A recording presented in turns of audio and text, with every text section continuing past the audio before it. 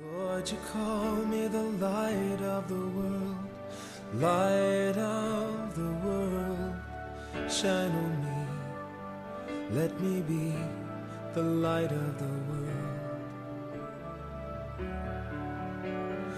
Lord, you call me the light of the world, light of the world, shine on me.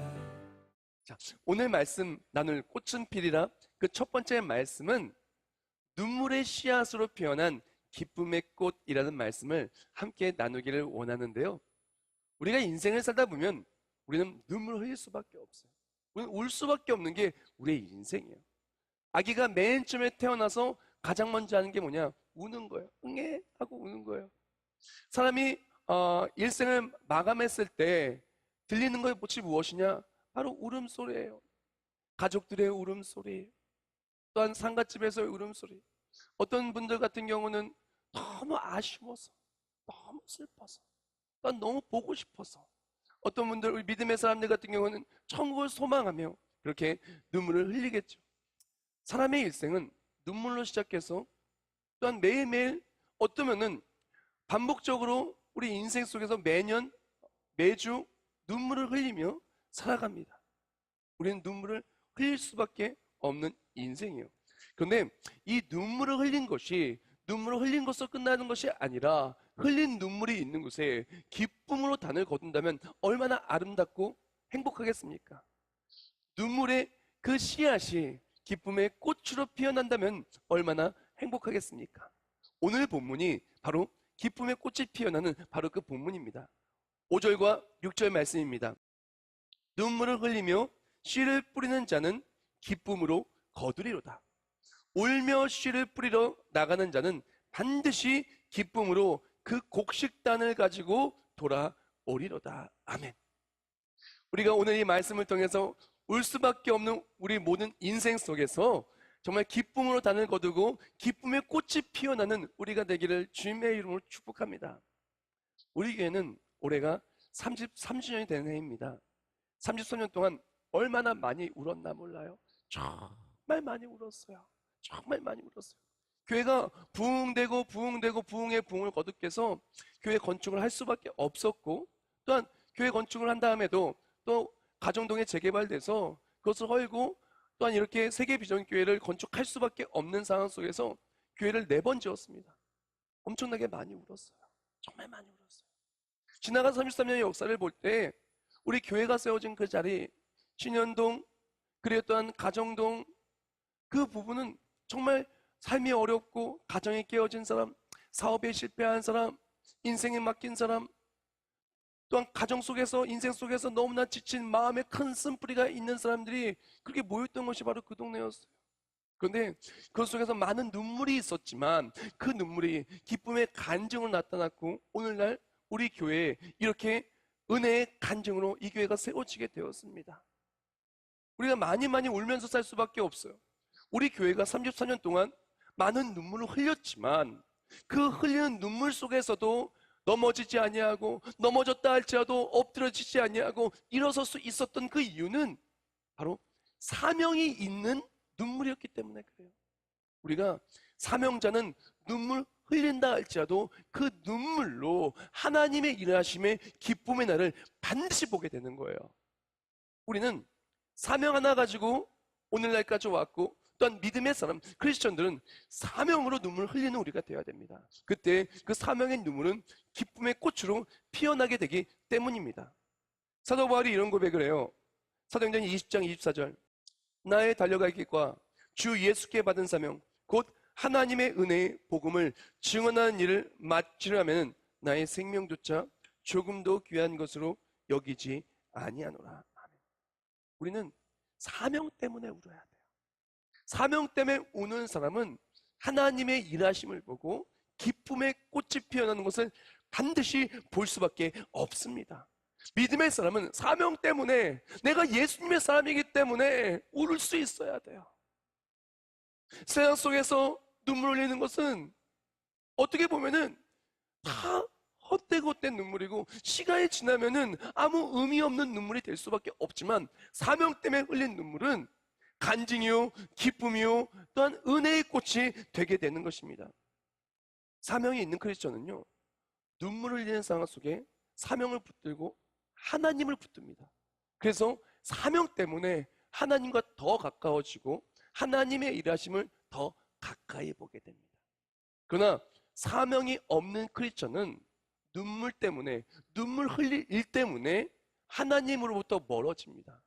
그리고 또한 사명이 있는 크리스천들이 은혜의 꽃을 보고 기쁨의 꽃을 볼 때 아무 꽃도 보지 못하는 너무나 안타까운 모습을 보기도 합니다. 간증 없는 신앙생활은요, 메마른 땅이에요. 간증 없는 신앙생활은 꽃이 하나도 피지 않는 그러한 봄입니다. 그러나 간증이 있는 신앙생활은 메마른 가을이 지나지만 또한 겨울이 지나고 봄이 와서 꽃이 아름답게 피는 것이 바로 간증 있는 신앙생활이고 사명 붙들고 하나님의 일하심을 체험하는 신앙생활인 거예요. 그러면 우리가 정말 기쁨의 꽃을 누리기를 원한다면 우리에게 필요한 것은 사명으로 흘리는 눈물, 사명으로 눈물 흘리기 때문에, 다른 것 때문이 아니라 사명 때문에, 하나의 주신 사명 때문에, 예수님의 사람이기 때문에 눈물을 흘린다면 그 속에 더욱더 하나님을 가까이 붙들고 나아가고 주님 만나, 하나님 만나, 하나님의 일하심을 통해 기쁨의 꽃을 누리기를 주님의 이름으로 축복합니다. 우리에게 사명이 있어야 돼요. 교회를 향한 사명, 가정을 향한 하나님의 기뻐하신 그 복음을 전파하는 가정의 사명, 직장과 사업을 할 때, 또한 학업과 인생의 모든 경주를 할 때 우리는 사명이 있어야 돼요. 어차피 울 수밖에 없어요. 어차피 울 수밖에 없는 인생, 사명 때문에 울 때, 울 일이 있었을 때 하나님 붙들어요. 하나님 붙들 때 하나님과 가까이, 더욱더 함께 가까이 나아가요. 하나님 만나면은 하나님의 일하심으로 기쁨의 꽃이 펼쳐지는 겁니다. 꽃길이 펼쳐지는 거예요. 우리가 그렇게 은혜의 꽃길을 걸어가시길 주님의 이름으로 축원합니다. 혹시 눈물만 흘리고 바뀌는 것이 없다면, 매일매일 울 일이 너무나 가득한데 내 삶에는 기쁨의 꽃이 펼쳐지지 않다면 우리가 필요한 건 사명부터 회복하는 것, 사명이 있는 자 기쁨을 누리게 될 줄 믿습니다. 우리가 만약에 사명이 있어서 눈물 흘리는데 계속 눈물만 하염없이 흘리고만 있다라면은 어쩌면은 많은 사람들이 사명 때문에 그 인생이 초라해지고 그 인생이 외로워지고 그 인생이 실패하는 인생처럼 보일 수도 있을 것 같아요. 어쩌면 사명을 다 내팽개치고 포기하는 사람도 너무나 많이 생길 수도 있습니다. 그런데 사명을 가진 자가 넘어지는 것이 아니라, 사명을 가진 자가 인생 속에서 실패자가 되는 것이 아니라, 사명을 가진 자가 하나님이 주시는 기쁨의 꽃을 누리는 그 이유가 있어요. 그것은 무엇이냐면은 우리가 사명 때문에 눈물을 흘릴 때 하나님이 그 눈물을 닦아주세요. 사명 때문에 눈물 흘릴 때 하나님이 위로해 주세요.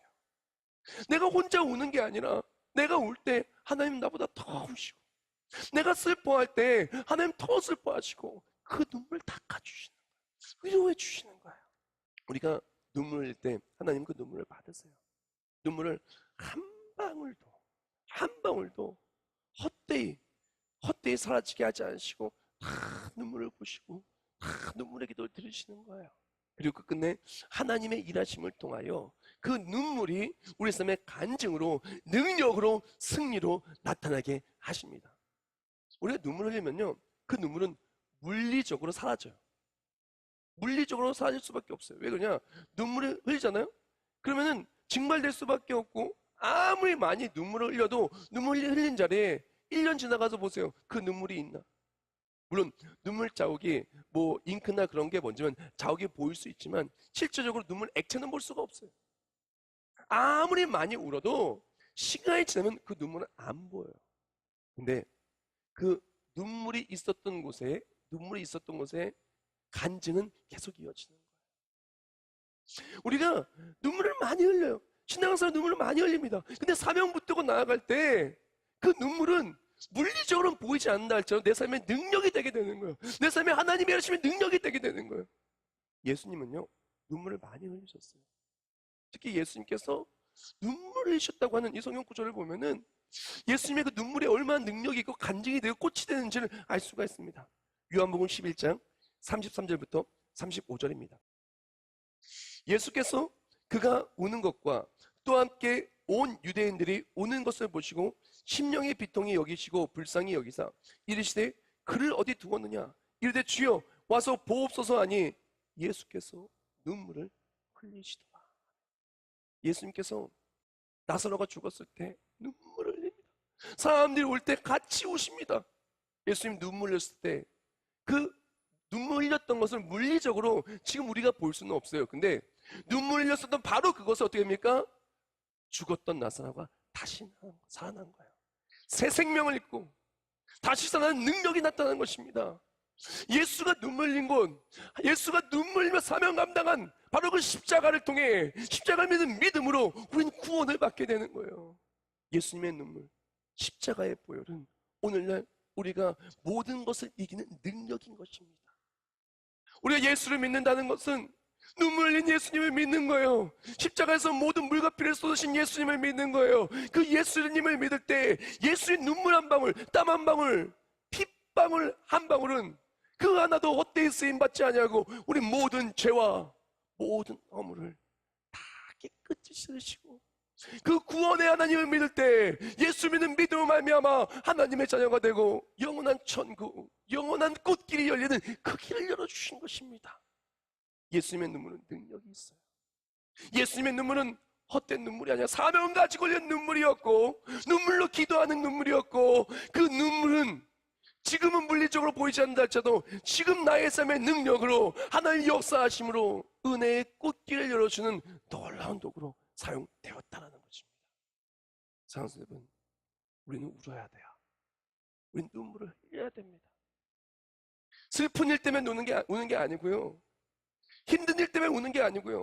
억울해서 우는 게 아니고요. 미워서 우는 게 아니고요. 얄미워서 우는 게 아니고요. 속상해서 우는 게 아니고요.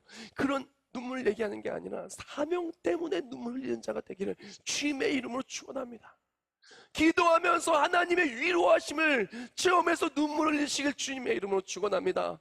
하나님의 일하심을 보고 감격 때문에 눈물을 흘리시길 주님의 이름으로 축원합니다. 그리고 이 모든 눈물이 한 방울도 그냥 사라지는 것이 아니라 하나님이 보신 눈물, 하나님이 그 눈물을 받으셔서 기도에 응답하는 간증의 눈물, 또한 하나의 역사하심의 능력이 되어 그 눈물이 하나님의 역사하심을 통해 간증의 꽃이, 기쁨의 꽃이 피시길 주님의 이름으로 축원합니다.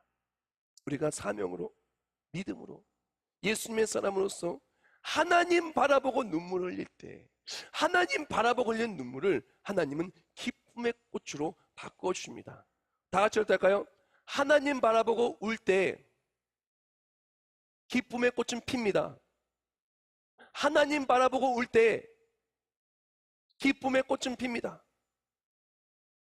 우리가 하나님 바라보고 울면은 기쁨의 꽃은 반드시 펴요. 가장 먼저 첫 번째 기쁨의 꽃은 무엇이냐면은 하나님이 큰 일을 행하시는 기쁨의 꽃이에요. 해방되는 기쁨의 꽃이에요. 여호와께서 시온의 포로를 돌려보내실 때 우리는 꿈꾸는 것 같았도다. 그때 우리 입에는 웃음이 가득하고 우리 혀에는 찬양이 차서도다.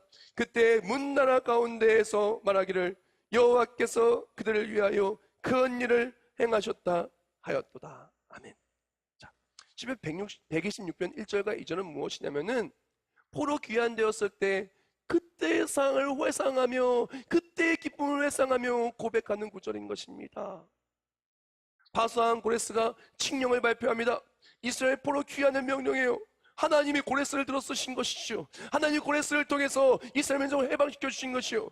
내 능력이 내 힘이 아니었어요. 하나님이 일하셔가지고 우리는 울면서 하나님만 바라봤을 뿐인데 울면서 그래도 믿음으로 크리스찬으로서 하나님의 사람으로서 믿음 지키고 자손에게 말씀 가르치고 그렇게 오늘은 몸부림쳤을 뿐인데 하나님은 그 눈물을 하나도 헛되게 쓰게 하지 않으시고 하나님이 일하셔서 큰 일을 행하신 거예요. 해방을 주신 거예요.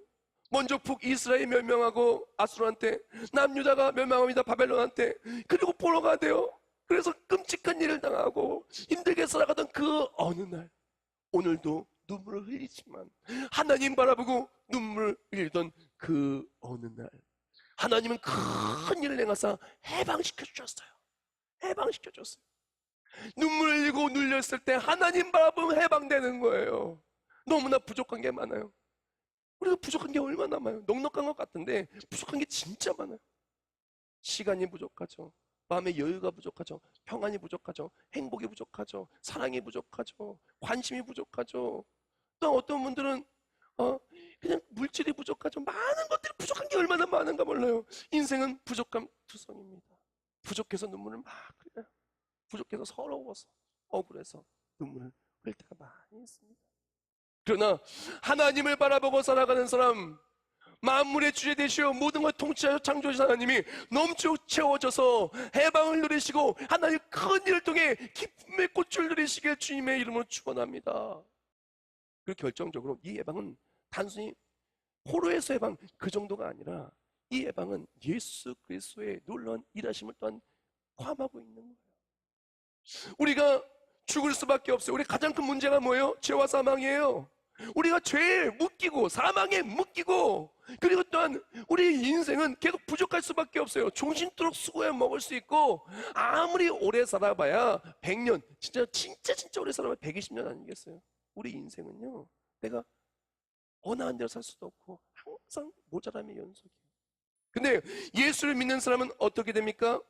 로마서 8장 2절 말씀, 이는 그리스도 예수 안에 있는 생명의 성령의 법이 죄와 사망의 법에서 너를 해방하였음이라.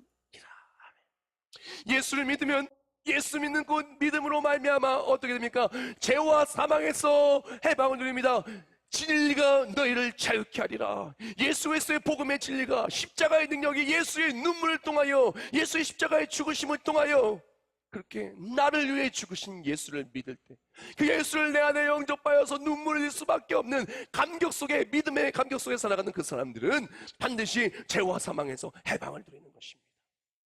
또한 부족함 속에 살아가 수명이 부족하고 물질이 부족하고 뭐가 부족하고 부족하지만 우리는 부족함이 영원한 것이 아니라 영원한 생명이 있고, 영원한 천국이 있고, 영원한 하나님 나라가 있고, 아무것도 부족한 것이 없는 하나님 나라가 예비되어 있는 것입니다. 이 땅에는 잠시 잠깐 부족할 수 있다 할지라도 반드시 꽃은 필 것입니다. 영원한 기쁨의 꽃은 피어나게 될 것입니다.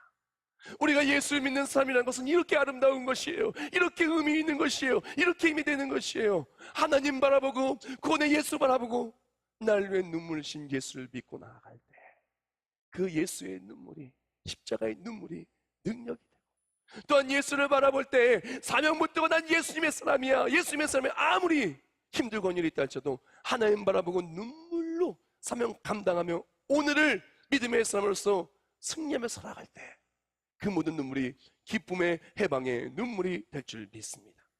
두 번째 기쁨의 꽃은 무엇이냐? 마치 꿈꾸는 것 같은 어메이징 그레이스의 꽃이요, 마치 꿈꾸는 것 같은 거예요. 여호와께서 시온의 포로를 돌려보내실 때 우리는 꿈꾸는 것 같았다. 꿈꾸는 것 같은 거예요. 꿈꾸는 것 같은 거예요. 하나님께서 일하시면요, 우리는 꿈꾸는 것 같아요. 근데 진짜 은혜가 뭔지 압니까? 꿈은요, 우리가 잠잘 때 꾸는 꿈은요, 깨보면은 그 꿈이 현실이에요? 그냥 꿈으로 끝나요? 그냥 꿈이에요. 사랑하는 여러분, 하나님의 일하심은 꿈이 꿈으로 끝나는 것이 아니라 꿈이 현실이 되고, 꿈이 능력이 되고, 내가 꿈꾸는 하나님 말씀의 모든 것들이 우리 삶에 꽃으로 피어나는 것이 그것이 하나님의 말씀의 은혜라는 것입니다. 여기서 꿈꾸는 것 같다 또 나의 원어가 뭐냐면은, 이 원어가 할람이에요. 할람의 뜻은 꿈꾸다 뿐만이 아니라 꿈꾸는 자가 되다, 치료하다, 강해지다는 뜻 갖고 있어요. 단순히 꿈만 꾸는 게 아니고 꿈꾸는 자가 되어서 치료받고 강해지는 그것도 포함이에요. 그래서 이걸 쓰임받은 두 구절 제가 읽어드릴게요. 욥기서 39장 이렇게 말합니다. 그것들은 몸을 구부리고 새끼를 낳으니 그 괴로움이 지나가고 그 새끼는 강하여져서 할람, 빈들에서 크다가 나간 후에는 다시 돌아오지 아니하느니라. 이사야서 38장, 주여 사람이 사는 것이 이에 있고 내 심령의 생명도 온전히 거기서 있사오매 원하건대 나를 치료하시며 나를 살려 주옵소서.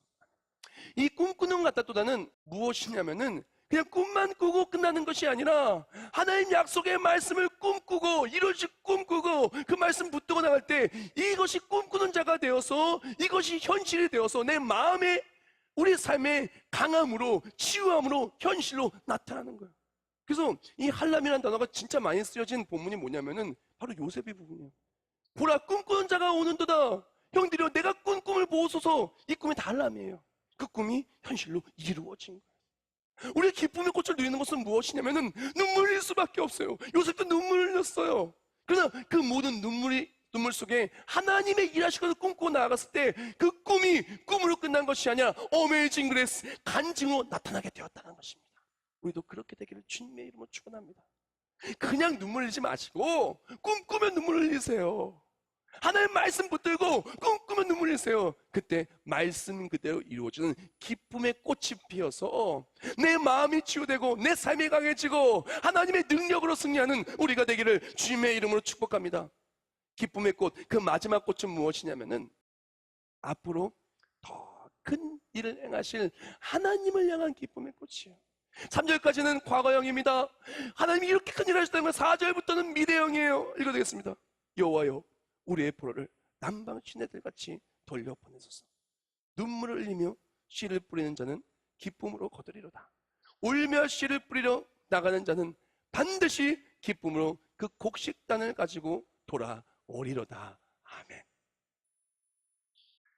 이스라엘 민족이 꿈을 꿨어요. 눈물 흘리지만 꿈을 꿨어요. 말씀대로 회복될 줄 믿고 꿈을 꿨어요. 근데 하나님은 그 꿈이 현실이 되게 기쁨의 꽃으로 피어나게 하여 주셨어요. 근데 아직도 남아있는 포로들이 있었고, 아직도 남겨진 대적들이 있었고, 아직도 풀려져야 될 많은 숙제들이 있었던 거예요.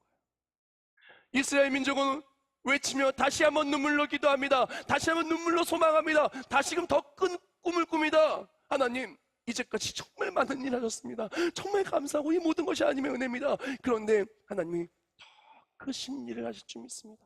이제까지 꽃이 이렇게 폈습니다. 하지만 다음번에는 앞으로는 꽃이 만발하고 꽃이 넘쳐나는 은혜의 꽃이 펼쳐하는 그날이 있을 줄 믿습니다. 눈물을 흘리며 씨를 뿌리러 나갑니다. 눈물 흘리며 예수 그리스도의 말씀을 붙들고 눈물 흘리며 나아갑니다. 눈물 흘리면서도 내가 예수님의 사람인 것을, 내가 하나님의 사람인 것을 잊지 않고 사명 붙들고 나아갑니다. 그러면서 말씀대로 이루어질 것을 꿈꾸며 나아갑니다. 주여, 울며 씨를 뿌리오니 기쁨으로 거두게 하소서.